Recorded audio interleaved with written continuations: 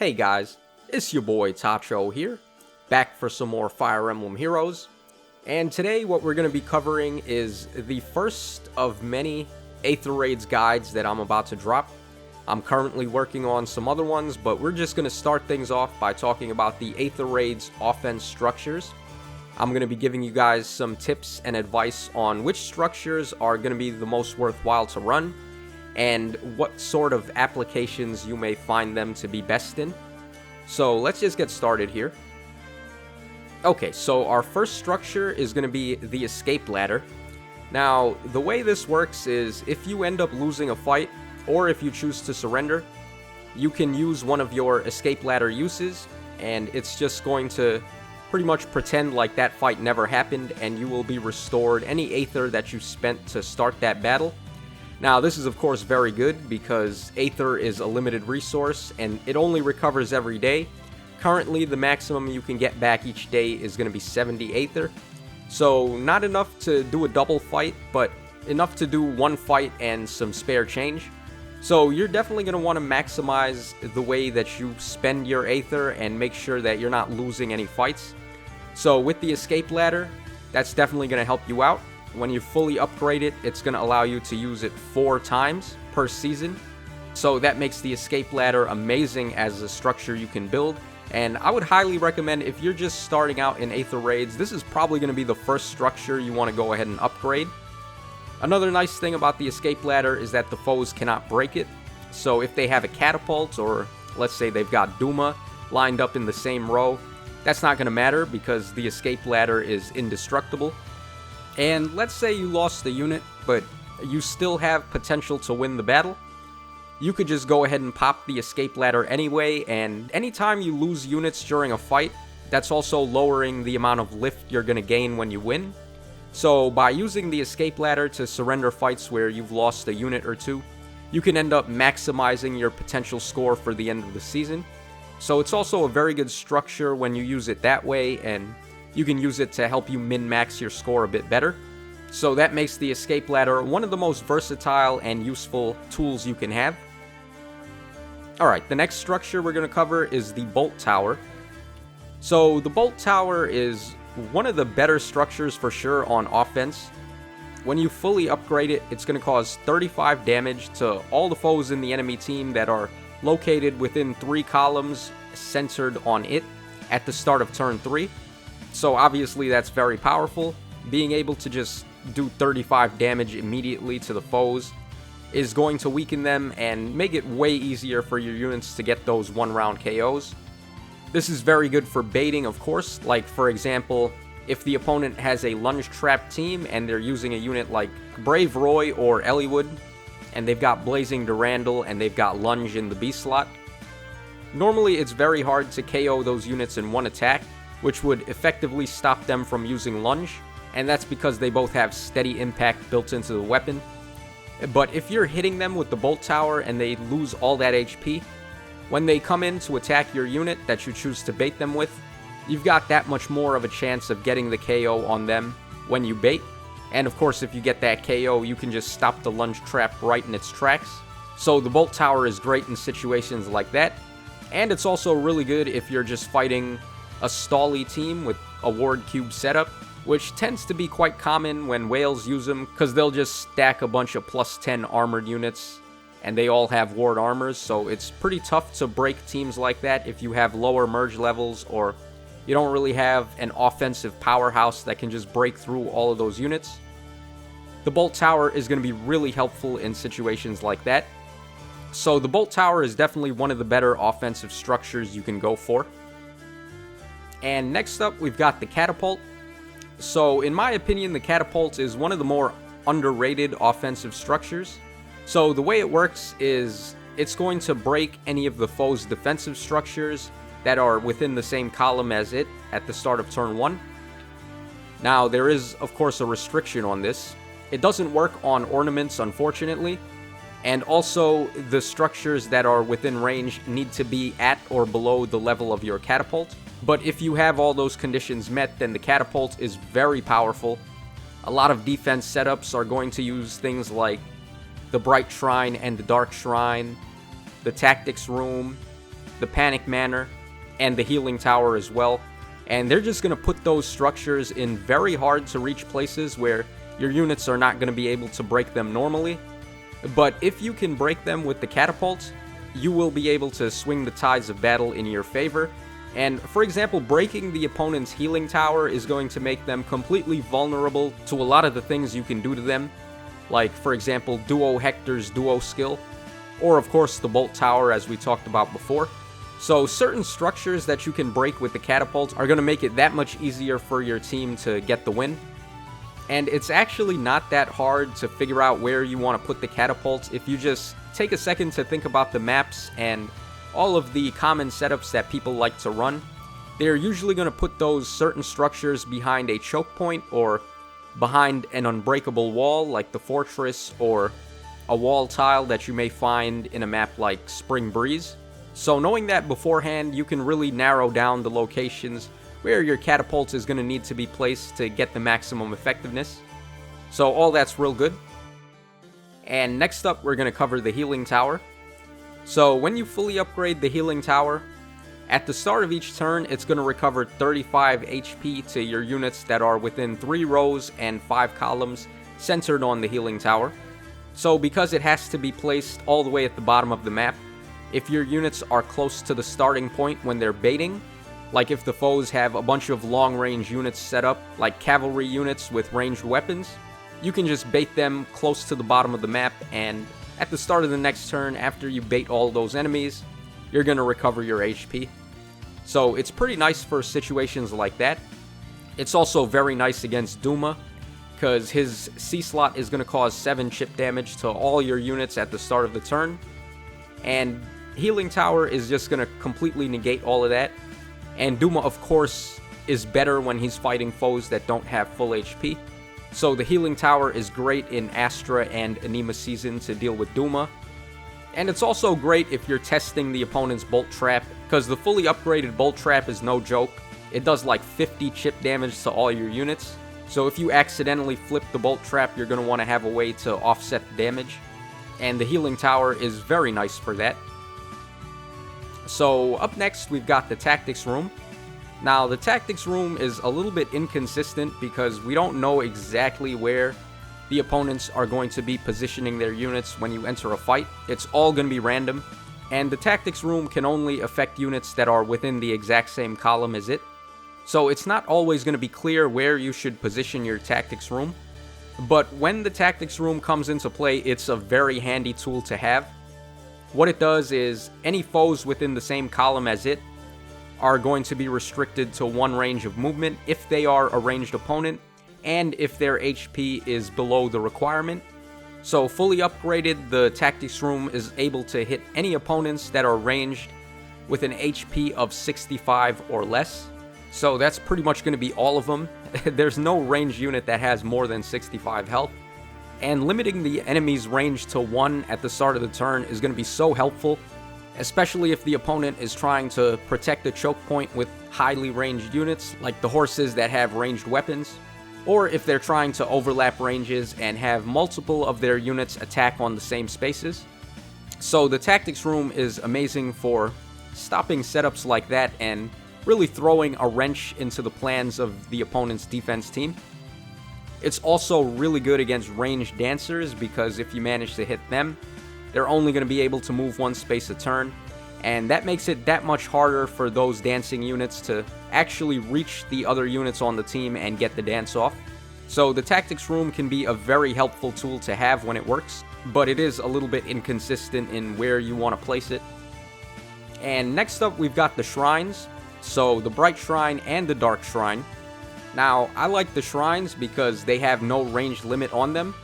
As long as you have them deployed, they're just going to target the enemy on the team with either the highest attack and speed combo or the highest defense and res combo. And what they're going to do is inflict attack and speed -7 in the case of the Bright Shrine, or defense and res -7 in the case of the Dark Shrine.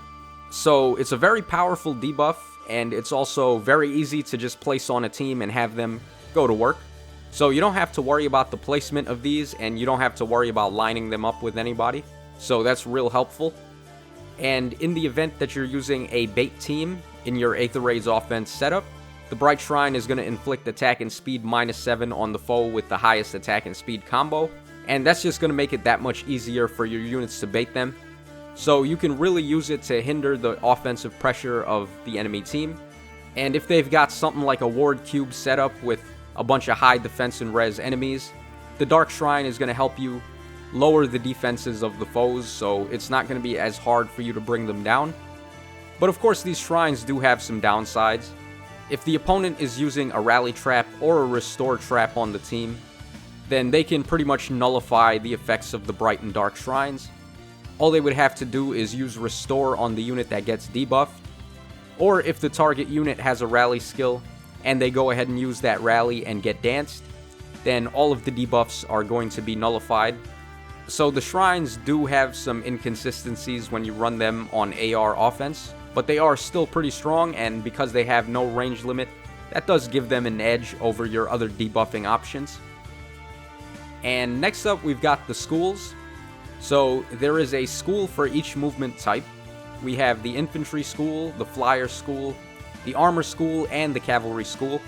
And these schools are actually pretty nasty when you fully upgrade them, because they can cause -7 to all stats on any of the foes within 3 columns centered on them at the start of the turn, assuming that those foes match the movement type of the school you set up. And you're only allowed to have one school in play at a time, so you're going to have to choose which school you think is going to work the best. But it's not too hard to pick a school, you just got to know what type of opponents give you the most trouble. So if you're struggling against infantry pulse teams, you may want to go for the infantry school. Or if you have trouble with flyer ball setups, then you may want to go for the flyer school. And ward cubes, of course, are just filled with a bunch of armored units, so having the armor school against them is going to be real nice. And there are also a bunch of horse setups that people like to run on the mountain map, where they just put on a whole bunch of horse units and they can just immediately reach all of your units. So the cavalry school is going to be helpful in those situations.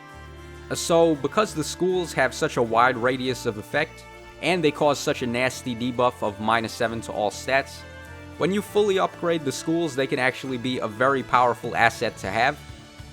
The only downside, of course, being that you have no way to know what type of teams the opponents are going to be running beforehand. So like I said before, just go ahead and pick whichever school is effective against the teams you struggle the most on, and they should be able to help you out a bit. Next up, we've got the Panic Manor. So it's another debuffing type of school with the same range of effect that the schools have. So all the foes that are within 3 columns centered on your Panic Manor are going to be inflicted with the panic status, depending on whether or not their HP is equal to or below the requirement. And when you fully upgrade the Panic Manor, that HP limit is going to be 65. So that's pretty much going to hit most of the opponents. And Panic is, of course, a very powerful status. It's the reason why Aversa is such a good unit.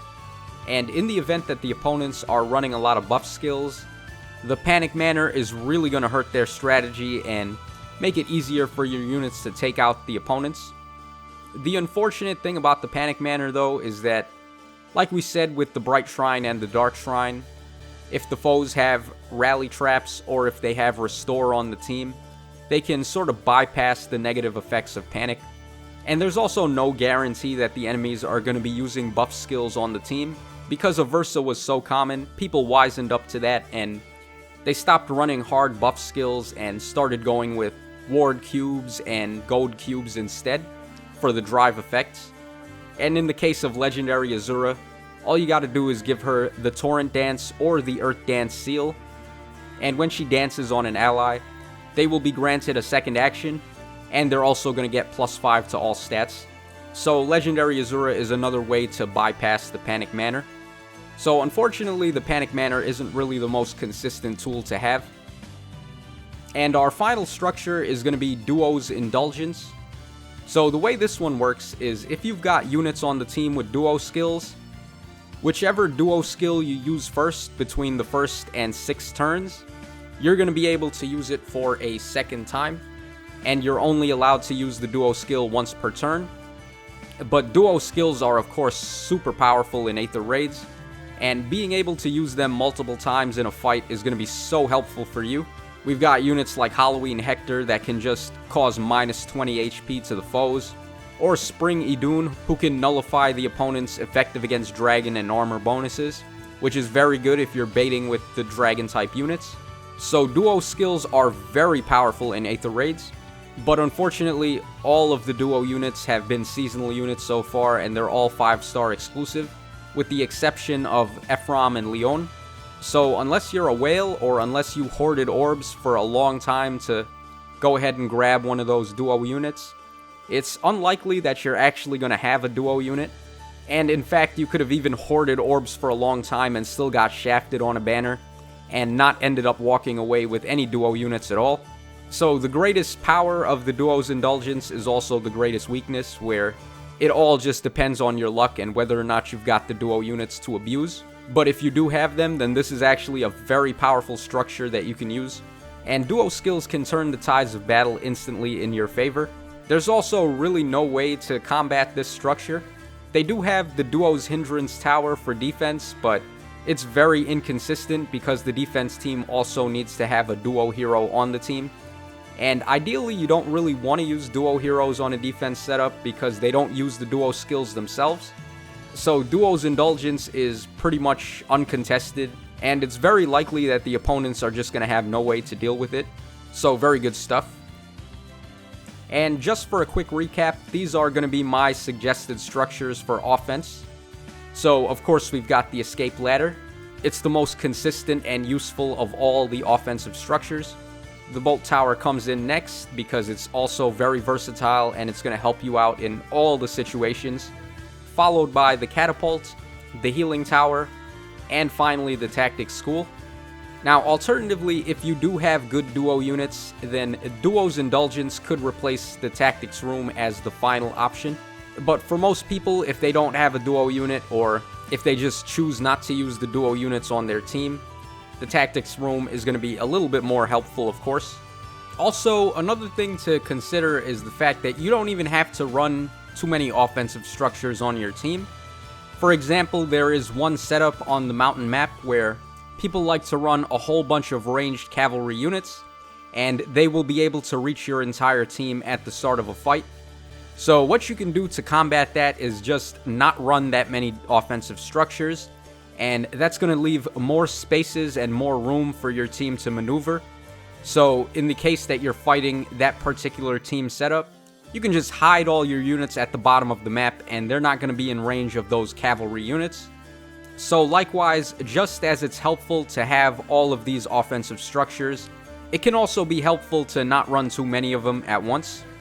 And of course, in the case of the escape ladder, if you wind up using all 4 of the uses for a season, you can just go ahead and take it off, and that's just going to give your team one extra space that you can maneuver on, which can be very helpful if you need to smite a unit for some reason and you have that space open. You can put the smite unit behind the unit you want to smite, and they're going to be able to go ahead and do that without any trouble. So all of these things are useful to keep in mind when you're setting up your Aether Raids offensive structures. So that just about covers us for all of the offensive structures. Hope this video helped you guys out a little bit and gave you some ideas on which structures you may want to use. And of course, this is only going to be the first of many Aether Raids videos I'm going to be doing. So if you're interested in seeing some more guides for Aether Raids, then stay tuned, because all that stuff is going to be coming up. And as always, this is your boy Tacho signing out. So cheers, have a great day, and I'll catch you guys again in the next one.